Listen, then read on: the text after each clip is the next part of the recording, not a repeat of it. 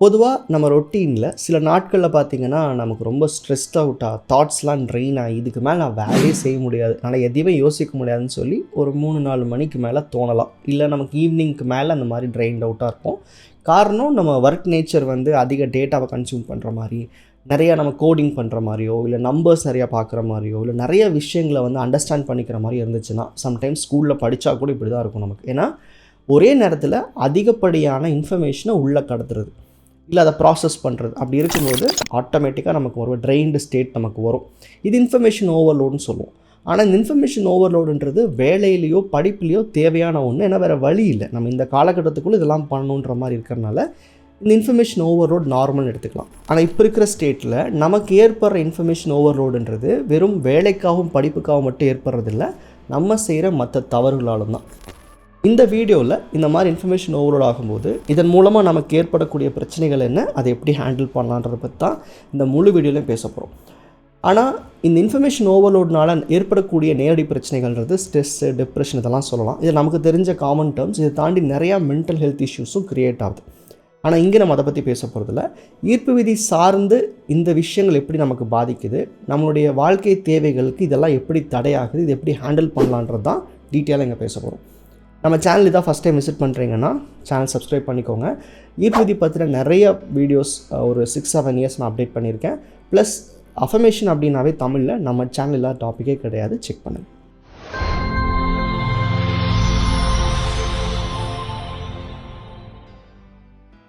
நம்ம எல்லாருக்குமே தெரியும், நமக்கு 5 சென்சஸ் இருக்குது. கேட்குறது, பார்க்குறது, உணர்றது, ஸ்மெல் பண்ணுறது, டேஸ்ட் பண்ணுறதுன்னு. இதன் வழியாக தான் நமக்குள்ள எல்லா இன்ஃபர்மேஷனுமே கடத்தப்படுது. சம்டைம்ஸ் தெரியாமல், அதாவது இன்ஃபர்மேஷன் உள்ளே போகிறதுக்கு இந்த வழிகள் இருக்குது. இதை நம்ம கான்ஷியஸாகவும் பண்ணுறோம், அன்கான்ஷியஸாகவும் பண்ணுறோம். இதை பற்றின டீட்டெயில்ஸ் நான் போக கொடுக்குறேன். நமக்கு பேசிக்காக தெரிஞ்ச இந்த 5 சென்சஸ் தாண்டி நமக்குள்ளே 20க்கும் மேற்பட்ட சென்சஸ் இருக்குது. அதாவது நம்ம ஹீட் அண்ட் கோல்டை அண்டர்ஸ்டாண்ட் பண்ணிக்கிறதுக்கு, நம்மளுடைய இந்த கிராவிட்டி அண்டர்ஸ்டாண்ட் பண்ணிக்கிறதுக்கு, நம்மளுடைய ஹார்மோனல் பேஸ் பண்ணி அதில் பேலன்சஸ் கொண்டு வரதுக்குன்னு சொல்லி நமக்குள்ளே இன்னும் 20க்கும் மேற்பட்ட சென்சஸ் இருக்குதுன்னு சொல்கிறாங்க. பட் அதெல்லாம் நேரடியாக நம்ம எண்ணங்களையோ இல்லை சிந்தனைகளையோ பாதிக்குமானா மேபி, ஆனால் அது கண்ட்ரோல் பண்ண முடியாது நம்மளால். ஆனால் நம்மளால் கண்ட்ரோல் பண்ண முடிகிற, இல்லை நம்மளால் உணர்ந்து செயல்படக்கூடிய விஷயங்கள் அப்படின்னா நான் முதல்ல சொன்ன 5 சென்சஸ் மட்டும்தான். இந்த 5 சென்சஸ் மூலிமா ஏற்படக்கூடிய இன்ஃபர்மேஷன் இன்ஃப்ளோவை நம்ம 2ஆக பிரிக்க முடியும். ஒன்று அன்கான்ஷியஸ் டேட்டா கலெக்ஷன், அதாவது தெரியாமல் நமக்குள்ளே ஏற்படுற வழிகள், அதாவது தெரியாமல் நமக்குள்ளே கடத்தப்படுற இன்ஃபர்மேஷன்ஸ். இன்னொன்று தெரிஞ்சு நமக்குள்ளே கடத்தப்படக்கூடிய இன்ஃபர்மேஷன். ஸோ இப்போ இந்த அன்கான்ஷியஸ், அன்இன்டென்ஷனல் எப்படி வேணால் சொல்லலாம். இது வந்து எதுக்குன்னா சர்வைவலுக்காக நமக்கு பயன்படுறது. அதாவது கால் எந்திரிக்கிறதுலேருந்து நீங்கள் ஆஃபீஸ்க்கோ ஒரு பிஸ்னஸ்க்கோ இல்லை உங்கள் வேலையை ஒரு 10 மணி வரைக்கும் பண்ணுறீங்கன்னா அதுக்குள்ளேயே பார்த்தீங்கன்னா கிட்டத்தட்ட நிறைய இடங்களை நீங்கள் வந்து கடந்து வருவீங்க. ஃபார் எக்ஸாம்பிள் ரோட்டில் வர்றது, நீங்கள் வந்து டிராஃபிக்கில் வெயிட் பண்ணுறது. ஸோ அப்போது உங்கள் 5 சென்சஸில் கண் எதையாவது ஒன்று பார்த்துட்டு இருக்குது. நீங்கள் பேனர் பார்ப்பீங்க, ஆட் பார்ப்பீங்க, பீப்புள் பார்ப்பீங்க, வெஹிக்கிள்ஸ் பார்ப்பீங்க, காதில் அத்தனை இன்ஃபர்மேஷன் கொடுக்குது. அப்போது உங்களோட சென்சஸ்க்குள்ளே என்ன போகுதுன்றது வந்து நீங்கள் கண்ட்ரோல் பண்ண முடியாது. கண்ணை நீங்கள் முழிச்சு பார்த்தீங்கன்னா அங்கே ஒரு 10 பொருள் இருக்கும். அந்த 10 பொருளுக்கான டேட்டாவை கான்ஷியஸ் கலெக்ட் பண்ணிகிட்ருக்கும், இன்ஃபர்மேஷனை கலெக்ட் பண்ணிகிட்ருக்கும். ஸோ த்ரூ அவுட் நம்ம பர்த் டில் டேட் வரைக்குமே நீங்கள் இந்த 5 சென்சஸ் அப்படின்றது நம்ம லேர்னிங் நீட்ஸ்க்காகவோ இல்லை நம்ம சரௌண்டிங்கை உணர்றதுக்காகவோ செயல்பட்டுக்கிட்டே இருக்குது. ஸோ இது ஏற்றுக்காட்டியும் இந்த இன்ஃபர்மேஷன் இன்ஃப்ளோ வந்து நம்மளால் தடுக்கவும் முடியாது. இது நான் சொன்ன மாதிரி சர்வைவலுக்கான அது தேவையாகவும் இருக்குது. இப்போ நீங்கள் ஆஃபீஸ் போகணும், இல்லை நீங்கள் ஒரு பொருள் வாங்க போகணுன்னா இதெல்லாம் கட்டாயமான விஷயங்கள். ஸோ அப்போ அந்த கட்டாயமான இடத்துல நீங்கள் கண்ணை மூடிக்கிட்டே போய் அங்கே வந்து ஒரு வேலையை செய்ய முடியாது. அந்த தேவைக்கு மட்டும் நம்ம சென்சஸை பயன்படுத்த முடியாது. அன்கான்ஷியஸாக நம்ம எல்லாத்தையும் கவனிச்சுக்கிட்டு எல்லாத்தையும் நம்ம பார்த்துக்கிட்டு கேட்டுக்கிட்டே இருக்கோம். ஸோ இன்ஃபர்மேஷன் இன்ஃப்ளோன்றது வந்து இங்கே நடந்துக்கிட்டே இருக்குது. இது ஃபஸ்ட்டு டைப். இது நம்ம கண்ட்ரோல் இல்லை. ஸோ இதை பற்றி பெருசாக பேசுகிறதுக்கு ஒன்றும் இல்லை. ரெண்டாவது கான்ஷியஸாக இன்டென்ஷனலாக நம்ம கலெக்ட் பண்ணுற டேட்டா. உண்மை சொல்ல போனால் இங்கேருந்து தான் நம்ம இங்கே பேச போகிற டாப்பிக்கோட ஆக்சுவல் இஷ்யூ ஸ்டார்ட் ஆகுது. அதாவது நம்ம டெய்லியும் ட்ரெயின்டாக ஃபீல் பண்ணுறதுக்கு நம்ம ரொட்டீனில் கம்பல்சரி சில வேலைகள் இருக்குது, அதனால் ஏற்படுறதெல்லாம் ஓகே. நம்ம ஒரு இடத்துக்கு போகிறோம், வரோம், பேசுகிறோம், கேட்குறோம், படிக்கிறோம், இதெல்லாம் வந்து தேவைக்கான இடங்களில் ஓகே. பட் நம்ம கான்ஷியஸாக இன்டென்ஷனலாக ஏற்படுத்தக்கூடிய இந்த இன்ஃபர்மேஷன் இன்ஃப்ளோவை, அதன் மூலமாக நடக்கிற பிரச்சனைகளை எப்படி ஹேண்டில் பண்ணுறது, நம்ம அதை எப்படி வந்து ஆர்கனைஸ்டாக பண்ணுறது தான் இனி பேச போகிறோம். ஸோ இந்த இன்டென்ஷனல் இன்ஃப்ளோனா என்ன, டீஃபால்ட்டாக எடுத்துக்கிட்டால் நம்ம கன்சியூம் பண்ணுற மீடியாவை தான் பேசுவோம். ஏன்னா நம்ம லைஃபுக்கு சம்மந்தமில்லாத ஒரு டேட்டான்றது அங்கேருந்து தான் வரும். இப்போ யோசிச்சு பாருங்களேன், 1990s வரைக்குமே நம்மக்கிட்ட வந்து அந்தளவுக்கு டிவின்ற மீடியம் இல்லை. ஸோ ஒரு சில பேர் வச்சுருந்துருக்கலாம் 80sலேயே. பட் ஒரு ஜென்ரலாக எல்லா பீப்புளுக்கும் ஆக்சசபிளாக இருந்து ஒரு சேனல்னு ஒரு விஷயம் அப்படின்றது 90களுக்கு அப்புறம் தான் இருந்துச்சு. ஸோ அப்போ இருந்து ஒரு 2000 வரைக்குமே நமக்கு வந்து டிவின்றது தான் இன்ஃபர்மேஷனை கொடுக்கக்கூடிய விஷயமா இருந்துச்சு. அதுக்கு முன்னாடி novels, monthly magazines, news paper. So source of டேட்டான்றது 90க்கு முன்னாடி இருந்ததுக்கும் 90க்கு அப்புறம் அப்படின்றது ஈஸியில் ஆக்சசபிள், எல்லாருக்கும் பிடிச்ச வழியில், அதாவது டிவின்றது மூலிமா நிறையா உள்ள கலெக்ட் ஆக ஆரம்பிச்சிது. அது படம், பாட்டு, நியூஸ் ஏதோ ஒன்று இருக்கட்டும். ஆனால் இந்த இன்டர்நெட்டுன்றது ஸ்டார்ட் ஆனது பார்த்திங்கன்னா 2000க்கு அப்புறம் தான். அதுவும் ஆக்சசபிலிட்டி, அதாவது நீங்கள் எப்போ வேணால் இன்வென்ட் பண்ணியிருக்கலாம், எப்போ வேணால் இந்தியாவில் இருந்திருக்கலாம். பட் ஆனால் காமனாக அதிகப்படியான பீப்புள் ஆக்சஸ் அப்படின்றது பார்த்திங்கன்னா இன்டர்நெட் பொறுத்த வரைக்கும் 2000க்கு அப்புறம், அதுவும் 2002-03க்கு அப்புறம் தான் ஈஸிலி ஆக்சசபிள். எல்லாத்துக்கும் ஞாபகம் இருக்கும் அப்படின்னா ப்ரௌசிங் சென்டர்ஸ்னு ஒன்று அப்புறம் தான் வர ஆரம்பிச்சிது. இன்டர்நெட் வந்து எல்லோரும் வீட்டில் வச்சு எல்லோரும் சிஸ்டம் வச்சு யூஸ் பண்ண முடியாது. அப்போ ஃபோன்லேயே அந்தளவுக்கு இல்லை. So most of the people use பண்ணுறதுக்கு ஒரு கம்ப்யூட்டர் வேணும். அப்போது 2000, 2002, 2003 அப்புறம் தான் வந்து பார்த்திங்கன்னா ப்ரௌசிங் சென்டர்ஸ் அதிகம் வர ஆரம்பிச்சிது. ஸோ அங்கே வந்து இன்டர்நெட்னா என்னென்னு கற்றுக்கிறதுக்கே டைம் ஆச்சு. ஸோ அங்கேருந்து டேட்டா கன்சம்ஷன்றது இன்னும் கொஞ்சம் ஆக்சசபிளாக இருந்துச்சு. ஆனால் இன்டர்நெட்டுன்றது அங்கேருந்து ரொம்ப வருஷம் இருந்திருந்தாலுமே ஃபோனில் யூஸ் பண்ணோம், அப்புறம் வீட்டிலே லேப்டாப் இருந்துச்சு, படிக்க யூஸ் பண்ணோம். ஆக்சசபிலிட்டின்றது வந்து எல்லாருக்கும் இருந்துச்சு. ஆனால் அது வந்து லெஸ் காஸ்ட்டாகவும் இன்னும் அதிகப்படியான பீப்புள் யூஸ் பண்ண ஆரம்பிச்சது 2017க்கு அப்புறம் தான், இந்த ஜியோ மாதிரியான விஷயங்கள் கிடச்சதுக்கப்புறம் தான். ஸோ த்ரூ அவுட் இந்த ஃப்ளோ பார்த்திங்கன்னா வித்தின் 20 to 30 இயர்ஸ்க்குள்ளே ஆக்சஸ் ஃபார் இன்ஃபர்மேஷன் ஆர் டேட்டான்றது அதிகப்படியான அளவில் நமக்கு ஈஸியாக கிடைக்க ஆரம்பிச்சிருச்சு. ஸோ இது வந்து நல்லது தானே, பாசிட்டிவ் தானே. அப்படின்னா இங்கே தான் வந்து எது ரிலவெண்ட் எது ரிலவெண்ட்டுன்னு நமக்கு புரியாமல் போன காலகட்டம்னு சொல்லலாம். அதாவது முதல்லாம் டிவியில் ஒரு ஆட் வந்து என்ன பண்ணுவோம், அடுத்த சேனல் மாற்றிப்போம். இன்றைக்கி அது பண்ண முடியாது. பிகாஸ் நம்ம பார்க்குற எல்லா மீடியம்லேயும் ஆட் இருக்குது. இன்ஸ்டா பார்க்குறீங்களா, ஆட் நடுவில் வரும். யூடியூப் பார்க்குறீங்களா, ஆட் நடுவில் வரும். உங்களை ஃபோர்ஸ் பண்ணி ஃபீட் பண்ணக்கூடிய மெக்கானிசம் அதிகமாகிடுச்சு. அது இன்ஃபர்மேஷன்றது நீங்கள் தேடி போகிறது மட்டும் இல்லை, உங்களுக்கு திணிக்கப்படுறதும் இருக்குது. ஸோ அப்போது ஆட் கொடுக்குறது தப்பானா இப்போ அதை பற்றி நான் பேச வரல. இந்த ஒரு இனிஷியல் சுச்சுவேஷனில் எனக்கு தேவையில்லாது வந்தால் மாற்றிக்கிட்டு போகக்கூடிய சூழல் இருந்துச்சு. ஆனால் இப்போது அதுக்கும் சூழ்நிலை இல்லை. இது எப்படி மாறிடுச்சுன்னா, இன்றைக்கி நான் பார்க்குறதே தேவையில்லாதான் இருக்குது. அதாவது எனக்கு பிடிச்ச ஒரு விஷயத்தை நான் பார்த்துட்ருப்பேன், நடுவில் ஆட் வரும், நான் ஸ்கிப் பண்ணுவேன். இன்றைக்கி நான் பார்த்துட்ருக்கிற ஒரு வீடியோவோ இல்லை நான் பார்த்துட்ருக்கிற இன்ஸ்டாவோ ஃபர்ஸ்ட் ஆஃப் ஆல் எனக்கு தேவையே இல்லை. அதில் ஆடு வந்தேன்னா வராட்டி எனக்கு. ஸோ அப்போ என்ன ஆயிடுச்சுன்னா, இன்ஃபர்மேஷன்றது நீடுக்காக பார்த்துட்டு இருந்தது போய், ஒரு என்டர்டெயின்மெண்ட் நீட்காக மட்டும் பார்த்துட்டு இருந்தது போய், இன்றைக்கி என்ன ஆயிடுச்சுன்னா, இந்த மீடியா இன்ஃபர்மேஷன் இது இல்லாமல் என்னால் டே இல்லைன்ற அளவுக்கு ஆயிடுச்சு. இன்றைக்கி எத்தனை பேர்த்துக்கு ஃபோனை கையில் வச்சு ஸ்க்ரோல் பண்ணிட்டே இருக்கோம், கீழே வைக்கவே முடியல நம்மளால். இன்றைக்கி எத்தனை பேர் நான் ஒர்க் முடிக்கணுன்ற டெசிஷனில் நீங்கள் உட்காந்துருப்பீங்க, ஆனால் உங்களால் அந்த ஃபோனை கீழே வைக்கவே முடியல, அந்த வெப்சைட்டையோ இல்லை டேட்டாவே ஸ்கிப் பண்ணவே முடியல. நீங்கள் வந்து அதை பார்த்துட்டே இருக்கீங்க, படிச்சுட்டே இருக்கீங்க, சம்பவம் இப்படியே போயிட்டுருக்கு. இதுக்கு பேர் ஒரு கைண்ட் ஆஃப் பேராலிசிஸ் தான். இதை பற்றின டீட்டெயில்டு வீடியோ இதுக்கப்புறமா வரும். அதுக்கு டைட்டில் கூட ஸ்லீப் பேராலிசிஸ்னு ஒன்று சொல்லியிருப்பேன் நான். அது நீங்கள் செக் பண்ணுங்கள். அது நம்ம ரொம்ப டீட்டெயிலாக பேச வேண்டியது இருக்குது. ஸோ இப்போ அது 20-30 வருஷத்துக்குள்ளே ஏற்பட்ட அவைலபிலிட்டி, அந்த டேட்டாக்கான ஆப்ஷன்ஸ் அதிகமானதுனாலையும் கூட இன்றைக்கி நம்ம கன்சியூம் பண்ணுறது எது ரிலவெண்ட் இல்லாமல் இருக்குது அப்படின்றத கண்டே பிடிக்க முடியாமல் போயிடுச்சு. ஸோ அப்போ இவ்வளோ விஷயங்களை நீங்கள் டெய்லி கேதர் பண்ண என்ன ஆகும், ஓவர்லோட் ஆகும், ஸ்ட்ரெஸ் ஆகும். எதுக்கு எது அவசியம்னு தெரியாத அளவுக்கு நம்ம லைஃப் வந்து ட்ரெயின் அவுட் ஆக ஆரம்பிச்சிருச்சு. இப்போ இந்த வீடியோ பார்த்துட்ருக்க எத்தனையோ பேருக்கு தெரியும், இன்ஸ்டா எடுத்தால் உங்களால் 1 hourலாம் வெளியே வர முடியாது. யூடியூப் எடுத்தால் நைட்டு தூக்கத்தை எடுத்துகிட்டு கூட நீங்கள் ஒரு 15 வீடியோ பார்த்துருப்பீங்க. இல்லை நீங்கள் ஏதாவது ஒரு கேம் விளையாடிட்டுருப்பீங்க, ஏதாவது ஒன்று சம்மந்தமே இல்லை, ஆனால் உங்களால் உங்கள் ஃபோனை கீழே வைக்க முடியாது. இந்த வீடியோ பார்த்துட்ருக்க எத்தனை பேருக்கு இது ஃபீல் ஆகுது கீழே கமெண்ட் பண்ணுங்கள். இப்போ இந்த வீடியோஸ் பார்க்குறது, டிவி, சீரியஸ், மூவிஸ்லாம் நார்மல் தானே அப்படின்னா, இது அந்தளவுக்கு ஒரு 20 வருஷத்துக்கு முன்னாடி இல்லைல்ல. அப்போது அந்த நார்மல் லைஃப்ன்றது என்னவாக இருக்கும் யோசிக்க முடியாது இப்போது. ஏன்னா நமக்கு அந்த ஐடியாவே நமக்கு இல்லை இப்போது. ஸோ அப்போ இது வந்து தப்பாக சரியான்ற லாஜிக்கெல்லாம் வரல. இங்கே என்ன ஆகிடுதுன்னா, உங்களுடைய அளவுக்கு மீறி அதை கன்சியூம் பண்ணுறீங்க. இப்போ ஒரு எக்ஸாம்பிள் சொல்லணும்னா, உங்களுக்கு பிரியாணி ரொம்ப பிடிக்கும், ஒரு பிளேட் சாப்பிட்றீங்க, ரொம்ப எக்ஸைட்டாக இருக்குது, நல்லா இருக்குன்னு சொல்லி இன்னொரு பிளேட் சாப்பிட்றீங்க. ஆனால் உனக்கு பிடிச்சிருக்கு தானேன்னு சொல்லி 3வது ஒரு ஆள் உங்களுக்கு அதை ஃபோர்ஸ் ஃபீட் பண்ணால் எப்படி இருக்கும்? அப்படி தான் இருக்குது. உங்களை அறியாமையே நீங்கள் எதுக்கு ஏன்னு தெரியாமல் இன்ஃபர்மேஷனை கன்சியூம் பண்ணுறது. ஸோ அவைலபிலிட்டி இருக்குன்றதுனாலையும், எங்கிட்ட ஃபோன் இருக்குன்றதுனாலையும், இன்டர்நெட் நிறையா இருக்குன்றதுனாலையும் மட்டுமே தான் நீங்கள் டேட்டா கன்சியூம் பண்ணிட்டே தவிர, நீங்கள் நல்லா யோசிச்சு பார்த்தீங்கன்னா ஒரு நாள் ஃபுல்லாக கலெக்ட் பண்ணுற டேட்டாவில் 80 to 90% உங்களுக்கு தேவையே கிடையாது, அது அவசியமும் கிடையாது. ஸோ நான் முதல்ல சொன்ன தெரியுமா, அந்த வேலைக்கு போகிறதுனால இல்லை உங்களோட பிஸ்னஸ்க்காக யோசிக்கிறதுனால கலெக்ட் பண்ண டேட்டாலாம் வந்து ஏதோ ஒரு இடத்துல உங்கள் ஃப்யூச்சர் கனெக்ட் ஆகுது. இங்கே நீங்கள் கன்சியூம் பண்ணுற இந்த நார்மல் ஃபோன் யூசேஜ் இல்லை நீங்கள் ஸ்ட்ரெஸ்ஸாக இருக்குன்னு சொல்லி போய் ரீட் பண்ணுற, படிக்கிற, கன்சியூம் பண்ணுற விஷயங்கள் எல்லாமே இன்ஃபர்மேஷன் ஓவர்லோட் தான். இது யார் ரொம்ப சீரியஸாக புரிஞ்சுக்கணுன்னா, இன்றைக்கி எனக்கு வந்து லைஃப் சக்ஸஸ்ஃபுல்லாக இல்லை, எனக்கு தேவைன்ற பணம் இல்லை, நான் ஹாப்பியான ரிலேஷன்ஷிப்பில் இல்லை, அப்போது இதெல்லாம் இல்லைன்னு சொல்கிற நீங்கள் ஏன் இருக்க முடியலன்னா, உங்களுக்கு ஏற்படக்கூடிய சிந்தனைகள் எல்லாமே வந்து அர்த்தமற்றது. ஏன்னா நீங்கள் எதுவுமே லைஃப் ரிலவெண்ட்டாக படிக்கிறது இல்லை, லைஃப் ரிலவெண்ட்டாக பார்க்குறது இல்லை, பேசுகிறது இல்லை. அப்போ என்ன ஆகும், நம்ம 5 சென்சஸில் எதுவுமே நம்ம நினைக்கிற பாதையில் பயணிக்கலை அப்படின்னா உங்கள் கோல் எங்கேயோ இருக்கும், நீங்கள் எங்கேயோ போயிட்டுருப்பீங்க.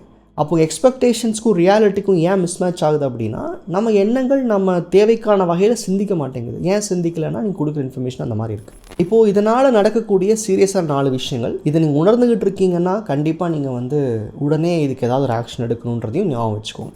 இதனால் ஏற்படக்கூடிய முதல் பிரச்சனை என்ன அப்படின்னா, நீங்கள் வந்து இதுக்கு மேலே க்ரியேட்டிவாக திங்க் பண்ண முடியாது. அதாவது க்ரியேட்டிவ் தாட் ப்ராசஸ்ன்றதே ட்ரெயின் ஆக ஆரம்பிச்சிடும். ஏன்னா நீங்கள் கன்சியூம் பண்ணுறது எதுவுமே இன்றைக்கி உங்களுக்கு ஒரு புது சிந்தனை ஏற்படுத்துகிற விஷயங்கள் கிடையாது. ஏன்னா ஒன்றுக்கு கனெக்ட் ஆகலை. ஒரு எக்ஸாம்பிள் சொல்கிறேன். இப்போ நீங்கள் வந்து இந்த வீடியோ பார்த்துட்டு இருக்கும்போது இன்ஸ்டாகிராம் ஓப்பன் பண்ணி ரீல்ஸ் எடுத்துக்கோங்க, இல்லை யூடியூப்பில் ஷார்ட்ஸ் எடுத்துக்கோங்களேன். நான் சொல்கிற ஆங்கிள் அந்த வீடியோவை பாருங்கள். இன்றைக்கி வந்து நீங்கள் எடுத்து பார்க்கும்போது வெறும் எமோஷன்ஸ் மட்டும்தான். அதாவது எக்ஸைட்டாக இருக்குது, ஹாப்பியாக இருக்குது, இந்த வீடியோ பார்த்தா சேடாக இருக்குது. அதாவது இந்த வீடியோவில் காமிக்கப்படக்கூடிய எமோஷன்ஸை வச்சு மட்டும்தான் இந்த வீடியோ பார்ப்பீங்க. ஆனால் இப்போது அந்த ரீல்ஸ் எடுத்து நீங்கள் ஜஸ்ட்டு கையில் வச்சுட்டு நான் சொல்கிற 3 விஷயங்களில் வித்தியாசப்படுத்தி பாருங்கள். அந்த ரீலை ஒரு ரீல் ஓப்பன் பண்ணுறீங்க, அந்த ரீல் வந்து எந்த கேட்டகரியை பேசுது? ஹெல்த்தை பற்றி பேசுதா, இல்லை ஜென்ரல் நாலேஜ் பற்றி பேசுதா, வேறு கண்ட்ரியில் நடக்கக்கூடிய சமுதாய பிரச்சனைகளை பற்றி பேசுதா, என்ன கேட்டகரி? பாலிட்டிக்ஸா, சினிமாவா, ட்ரோலா, என்ன அது? அந்த வீடியோவுக்கு ஒரு கேட்டகரி நேம் பண்ணிக்கோங்க. அந்த வீடியோ என்ன எமோஷனை கேரி பண்ணுது? சந்தோஷத்தை சொல்லிக் கொடுக்குதா, இல்லை வாழ்க்கை கஷ்டத்தை சொல்லிக் கொடுக்குதா, கோவத்தை சொல்லிக் கொடுக்குதா, இல்லை ஏமாற்றத்தை சொல்லிக் கொடுக்குதா, என்ன சொல்லிக் கொடுக்குது? அந்த வீடியோவுக்கு பின்னாடி இருக்கிற எமோஷன் என்ன? இதை பாருங்கள்.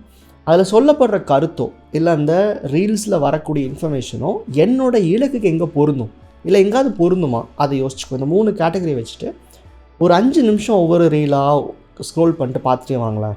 அந்த நீங்கள் பார்த்த அந்த 5 நிமிஷத்தில் எப்படியும் ஒரு 15, 20, 30 ரீல் பார்த்துருப்பீங்க. அந்த 30 ரீலுமே எந்த இடத்துலையும் ஒன்று கனெக்ட் ஆகாது. ஏன்னா பிகாஸ் அது வந்து சீக்வன்ஸ் கிடையாது.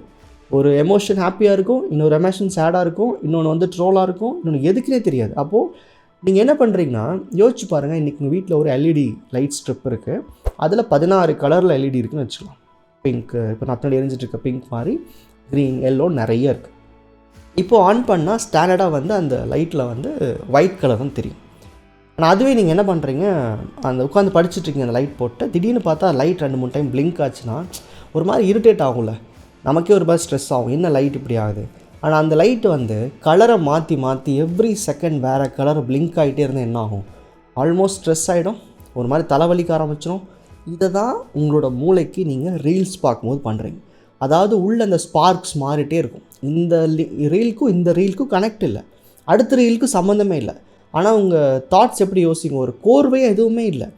அப்போது பிட்ஸ் அண்ட் பீசஸாக உள்ள இன்ஃபர்மேஷனை கொடுத்துட்டு அந்த எமோஷனை மாற்றிக்கிட்டே இருந்தால், அதாவது ஒரு செகண்ட் சந்தோஷமாக இருக்க ஒருத்தன் அடுத்த செகண்ட் வந்து டக்குன்னு கோவமானா, அதுக்கு அடுத்த செகண்ட் வந்து திரும்ப சோகமானா, இது எப்படி புரிஞ்சுக்கிறது? உள்ளே என்ன நடக்குதுன்னே தெரியாது, என்ன பார்க்குறேன்னு கான்ஷியஸ் யோசிக்கும். அப்போ இந்த மாதிரி தொடர்ந்து ரேண்டம் இன்ஃபர்மேஷன் அடிக்கிட்டே இருந்தால் நமக்கு சுயசிந்தனை வேலை செய்கிறதே கஷ்டம். அப்புறம் க்ரியேட்டிவிட்டி ஒன்று வரும். ஸோ க்ரியேட்டிவிட்டி லாஸ் ஆக ஆரம்பிக்கும்.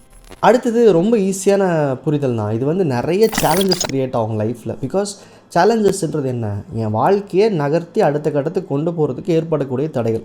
இது ஒரு 11 வயசு பையனுக்கோ பொண்ணுக்கோ வந்து அதிக வாழ்க்கை அனுபவம் இல்லை, தெரியாது, அவங்களால சேலஞ்சை ஹேண்டில் பண்ண முடியாதுன்னு வச்சுப்போம். ஒரு 20 வயசு வரைக்கும் கூட ஒரு மனுஷன் முட்டாளாக இருப்பான், அவனுக்கு அறிவில்லைன்னே வச்சுப்போமே.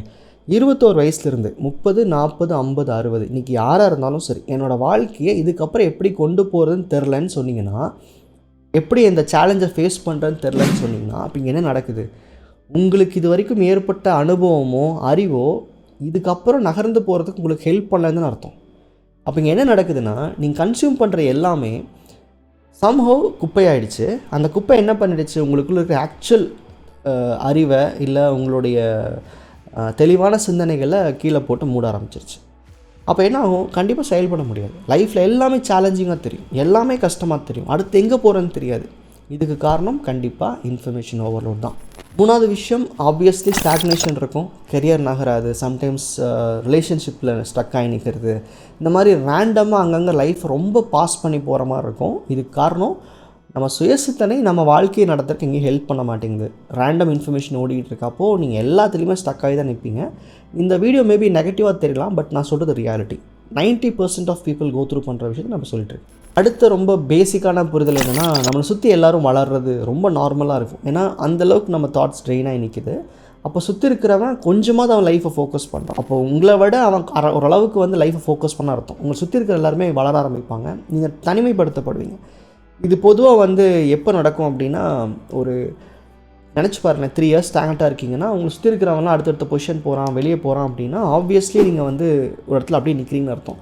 இது காரணம் என்னென்னா, உங்களால் வந்து நீங்கள் லைஃப்பில் நகரலைன்றதை உணர முடியாத அளவுக்கு உங்கள் மற்ற அடிக்ஷன்ஸ் வந்து உங்களுக்கு வர வச்சுருக்குன்னு அர்த்தம். ஸோ நீங்கள் ஸ்டாங்கட்டாக இருக்கீங்க, வாழ்க்கை வளரலை, சுற்றி இருக்கவங்க நகர்றாங்கன்னு தெரிஞ்சால் இது ஹை டைம் உங்கள் லைஃப்பை நீங்கள் வந்து சென்ஸ் பண்ணிக்கணுன்றது. இதெல்லாம் நடக்கும்போது ஒட்டுமொத்தமாக பார்த்தா கடைசியில் என்ன இருக்கும் அப்படின்னா, நம்ம வாழ்க்கையை அடுத்த கட்டத்துக்கு கொண்டு போகிறதுக்கு அந்த அறிவை பயன்படுத்துறதுக்கு இடம் இருக்காது. இப்போது ரூமில் அரிசி மூட்டை அடுக்கணும், அந்த இடத்துல நீங்கள் நிறைய கார்பேஜை வச்சு அடுக்கிட்டீங்க, இந்த ரூம் ஃபுல்லாகிடுச்சு. இனி நீங்கள் நினச்சாலுமே ஒரு தாட்டை உருவாக்கினாலுமே கான்ஷியஸ் ஏற்றுக்காது. எங்கே இடம் இருக்குது? ஒரு நாளைக்கு 80,000 தாட்ஸ் இருக்குது, நீ எல்லாத்துலேயும் கார்பேஜை கொட்டிட்ட, இதுக்கப்புறமா எதை வச்சு சிந்திப்பேன்? ஸோ இதனால தான் நல்லா கவனிச்சிங்கன்னா, ஒரு நாள் ஃபுல்லாக ஒர்க் பண்ணிவிட்டு ஏதாவது நம்ம பிஸ்னஸ்க்கு பண்ணலாம், ஏதாவது நம்ம கெரியருக்கு பண்ணலாம்னு நினச்சி போய் உட்காரும்போது கான்ஷியஸ் அடவுன் ஆகிடும். பிகாஸ் அதுக்கு மேலே இடம் இல்லை. ஸோ இன்ஃபர்மேஷன் அதையும் கன்சியூம் பண்ணிங்கன்னா இந்த மாதிரி லைஃப்பில் ஒரு டெட் எண்ட் சிச்சுவேஷன் போகிறத நீங்கள் உணர முடியும். இந்த இடத்துல தான் வந்து இந்த லா ஆஃப் அட்ராக்ஷன் கான்செப்ட்ஸ்லாம் வருது. நிறைய பேர் கேட்பாங்க, அது எப்படிங்க நினச்சா நடந்துடும், அது எப்படி லைஃப் மாறும், இதெல்லாம் மேஜிக் மாதிரி தெரியலையாமாங்க. ஸோ லா ஆஃப் அட்ராக்ஷன் நீங்கள் என்ன பண்ணுன்னு புரிஞ்சுக்கணும். இப்போ நீங்கள் இந்த இன்ஃபர்மேஷன் ஓவர்லோட நீங்கள் ஸ்டக்காகி நிற்கிறீங்கன்னா, இந்த இடத்துல இதோட வேலை என்னென்னா, நீ என்ன கோல் பற்றி பேசுகிறியோ அந்த இலக்குக்கு ரொட்டீனில் நீ என்ன பண்ணக்கூடாதுன்றதை ஸ்ட்ரக்சர் பண்ணுது. அதாவது நீங்கள் எதை வேணால் பண்ணலான்றது ஒரு ரொட்டீனில் இருக்கீங்க, லா ஆஃப் அட்ராக்ஷன்றது ஒரு வேலி போடுது, ஒரு பாதை அமைக்குது, இப்படி தான் நீ அந்த கோலுக்கு போகணுன்ற அந்த ஒரு கிளியர் கட் இன்ஃபர்மேஷனை கொடுத்து சென்சஸ் வந்து வேறு விதமாக ஒர்க். அதாவது நீங்கள் எதையோ காமிச்சிட்டு இருந்தீங்க, கன்ஸ்ட்ரக்டிவாக காமிச்சு எதை நான் லைஃப்பில் கவனிக்கணும், எதை கவனிக்கக்கூடாதுன்றதை ஒரு ஸ்ட்ரக்சரை க்ரியேட் பண்ணுது. இந்த ஒரு விஷயம் நல்லா ஞாபகம் வச்சுக்கோங்க. Law of attraction or manifestation process or any thought related practice எடுத்துக்கோங்க, மெடிடேஷனாக இருக்கட்டும், ஸ்பிரிச்சுவல் ப்ராக்டிஸாக இருக்கட்டும், இது என்ன பண்ணுன்னா, it can fix your disoriented life by compelling your thoughts to focus on your goals and happiness. அதாவது உங்கள் வாழ்க்கை இப்படி தான் இருக்குதுன்னு உங்களால் இன்றைக்கி உருவப்படுத்த முடியலன்னா, அந்த வாழ்க்கையை கூட ஃபிக்ஸ் பண்ணி நீங்கள் உங்கள் எண்ணங்களையும் உங்கள் சிந்தனைகளையும் முக்கியமாக உங்கள் எமோஷன்ஸையும் நீங்கள் சொல்கிற அந்த இலக்குக்கோ இல்லை அந்த சந்தோஷத்துக்கோ நேர்நிலைப்படுத்தி கொண்டு போகிறது அந்த ப்ராக்டிஸ். இது மேஜிக்லாம் ஒன்றும் கிடையாது, இது பின்னாடி சயின்ஸ் இல்லாமல்லாம் கிடையாது. ஸோ அப்போது ஈர்ப்பு விதியாக இருக்கட்டும், அதை சார்ந்த பயிற்சிகளாக இருக்கட்டும், இந்த இடத்துல உங்களுடைய லைஃப்பை ரீகரெக்ட் பண்ண, அந்த கோர்ஸை ரீகரெக்ட் பண்ணுறது தான் வேலை. ஸோ இது இல்லாமல் ஜெயிக்க முடியுமானா, இப்போ நான் முதல்ல சொன்ன இன்ஃபர்மேஷன் ஓவர்லோட் இல்லை சார்ந்த தப்பான சிந்தனைகள் இல்லாமல் நீங்கள் இருக்கீங்கன்னா இந்த ப்ராசஸே உங்களுக்கு தேவையில்லை.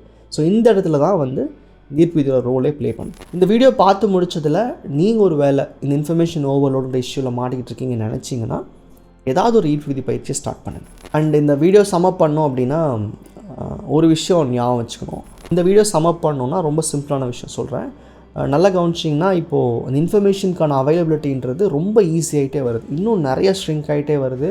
நீங்கள் ஆல்மோஸ்ட் லைக் எங்கே பார்த்து இன்ஃபர்மேஷன்ற மாதிரி சுச்சுவேஷன் வந்துருச்சு. அதே சமயம் நம்ம அட்டென்ஷன் ஸ்பேன் அப்படின்றதாவது நம்ம கவனிக்கக்கூடிய அந்த கால அளவுன்றது கம்மியாகிட்டே வருது. வீடியோவாக இருந்தது இன்றைக்கி வந்து ரொம்ப ஈஸியாக ஷார்ட்ஸ் ரீல்ஸ்ன்னு மாறிடுச்சு. இன்னும் கூட அது சின்னதாக வாய்ப்பு இருக்குது. ஏன்னா நம்மளால் அந்த எண்ணத்தை ஒரு விஷயத்தின் மேலே அதிகம் செலுத்த முடியல, நமக்கு நிறையா விஷயம் கன்சியூம் பண்ணுறோமான்றது தான் ஃபோக்கஸ்டாக இருக்கும். ஸோ இதெல்லாம் மாறிக்கிட்டே வருது. இதை அண்டர்ஸ்டாண்ட் பண்ணிக்கிட்டு லைஃப்பும் கண்ட்ரோல் எடுத்துக்கிட்டிங்கன்னா நம்மளால் வந்து 1990க்கோ 80க்கோ பின்னாடி போக முடியாது. ஆனால் அந்த வாழ்க்கையை நீங்கள் திரும்ப உங்கள் ரியாலிட்டியில் உருவாக்க முடியும்.